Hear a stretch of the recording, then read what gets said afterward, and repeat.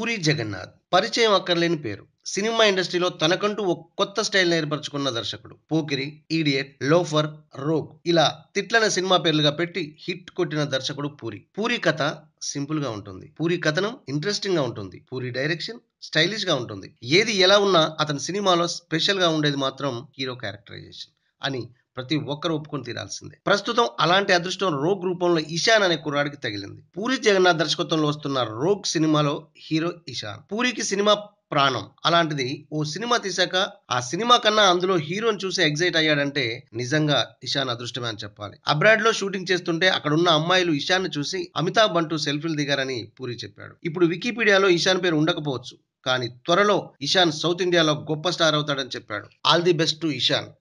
For more videos, please do subscribe RS Movie Adda.